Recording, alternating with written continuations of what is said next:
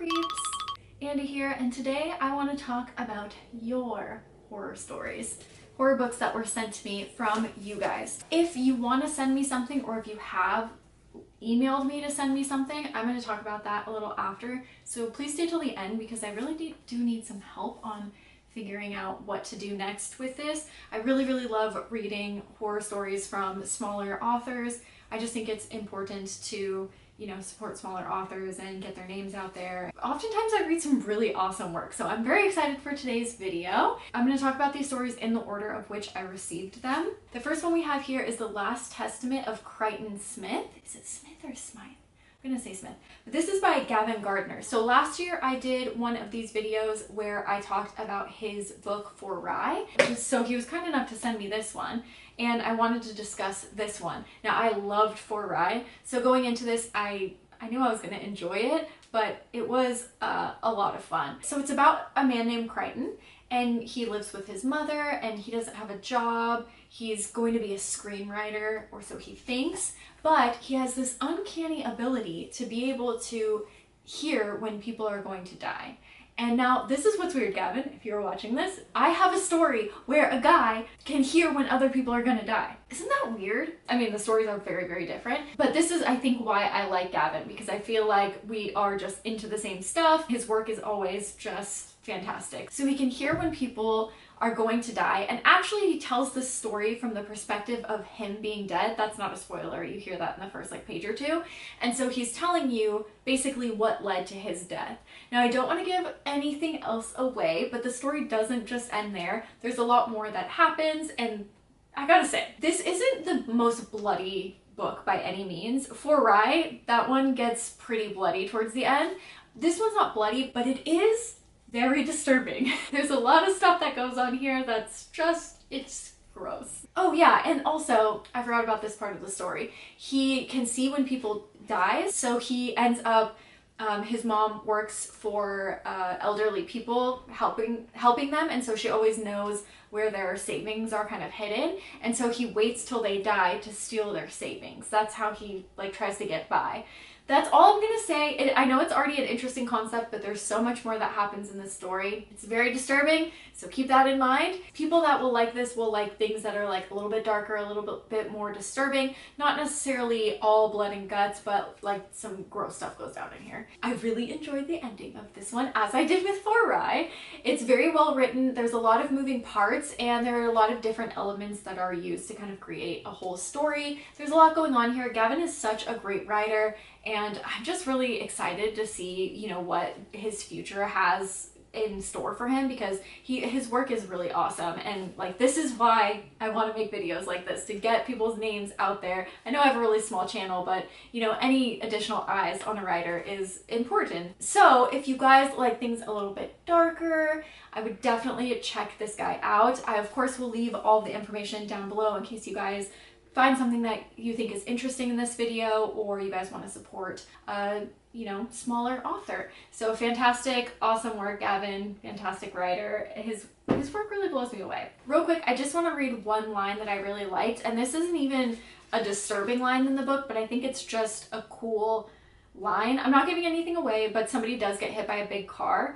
And it says, this is the description of it: her whole body kind of wraps around the front of the truck, the way a water balloon might hug around a baseball bat before it explodes. What gross imagery to have in your head. But anyways, I just love that line.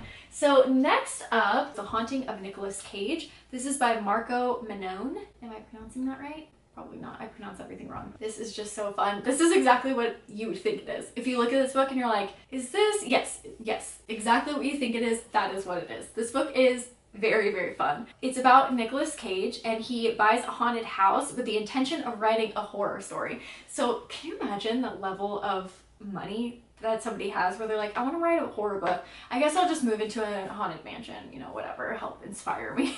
He ends up learning that some weird stuff's going down around the house, so he tries to leave. However, a hurricane strands him in New Orleans, and it's, I think, the most haunted house in America, I think is what it's talked about in the book. It is a real house, and I think he actually did purchase this house. We'll talk about that in one second. So anyways, he gets stranded because of this hurricane, and his house and his past kind of come alive to haunt him. There's a lot of real things in this story.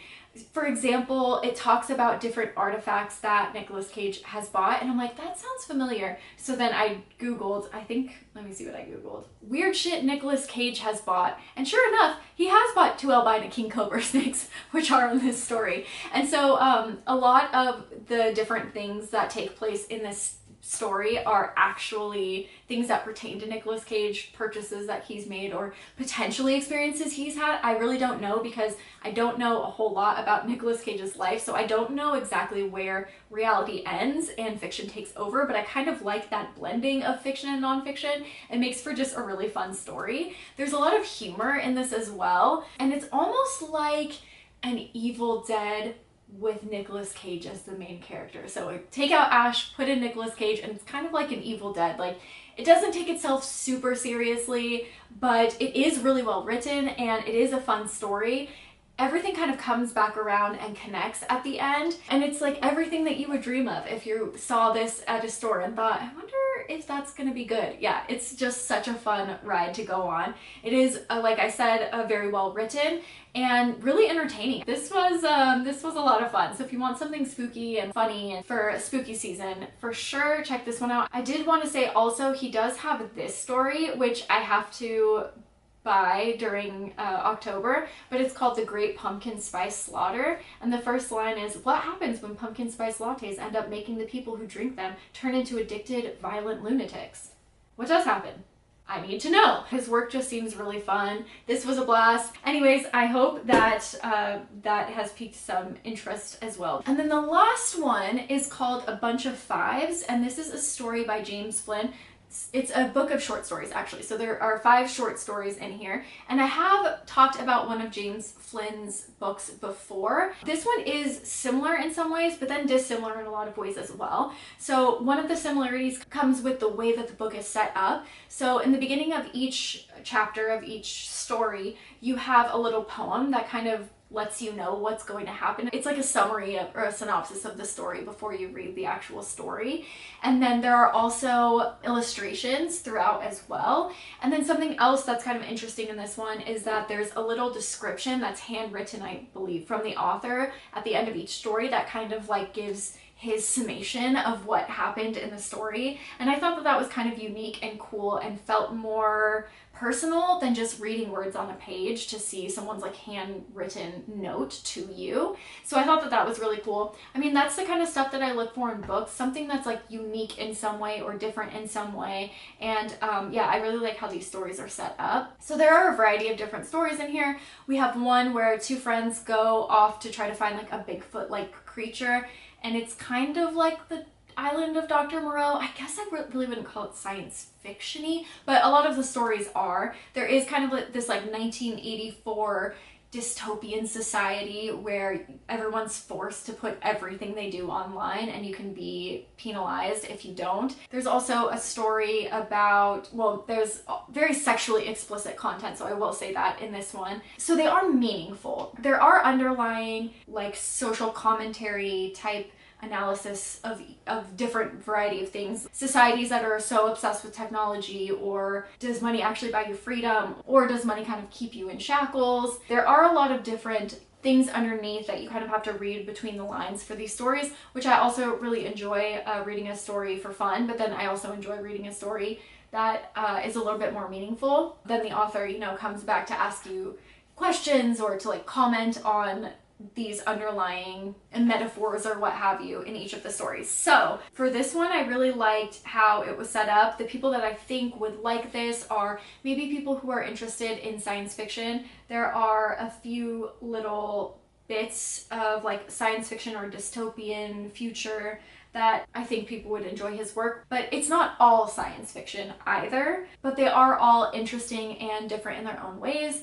And then you also get little snippets of his other writings too at the end of this novel. So if you were to purchase it on Amazon, by the way, this one is pre-order, just so you know. It doesn't come out, I don't believe, until next year. So this one is on pre-order, but you can pre-order it now. And I think it's a good purchase to make if you're interested in this author, because that way you kind of get exposed to a lot of his different writings, which I thought was really neat. And those are the 3 stories, books, novellas that I read from you guys, from people who sent me their work. Now let's talk really quickly about people who have sent me their work. I think anybody who has sent me or reached out to me or anything, I really do appreciate, obviously, people sending me their something that they've worked so hard on. I really do love reading them and talking about them. When I first talked about people sending me their work, I thought, well, if people have books like this, even if I get a lot of them, I can at the very least show them in book hauls and things like that. So I can read the back, I can still expose people to different authors. However, I do get a lot of emails that want to send like PDFs, which of course they're like smaller authors, they're not the Stephen Kings of the world. A lot of them don't even really publish books, they have online sales or what have you. And so it's really hard for me to especially make a whole video and just read a bunch of PDFs from different people. I don't read on my phone or my iPad very often. Every once in a while, I don't mind at all, but to make a whole video where I'm reading 4 or 5 novels from different people and they're all PDFs, that's going to be really challenging for me. The next thing is that I didn't realize how many people would send me their stories and request a review for them. Like, I am way behind. I have months and months and months and months of reading ahead of me. So I do still want to continue doing this. So if you guys have any ideas, can I maybe somehow include some of these works in book hauls, even though they're online? Would that be interesting? I don't know. You guys let me know, because I do want to continue doing these. I do want to continue reading people's stories. I know that not everybody has the capability of like printing them out and sending them to me, and I want to give everybody kind of like an equal shot.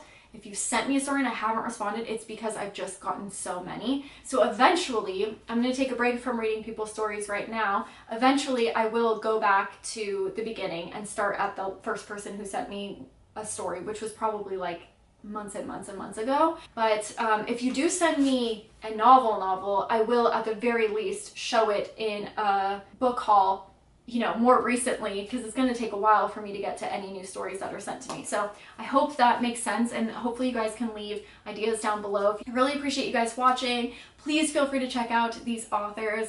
All of their information will be linked down below if you guys are able to support them. And even if you're not, to give them a follow on social media or something, spread the word about their stories, because all of these were really fantastic and fun to read. So I hope you guys enjoyed this video, and yes, I will see you soon for some horror videos in October. Bye guys.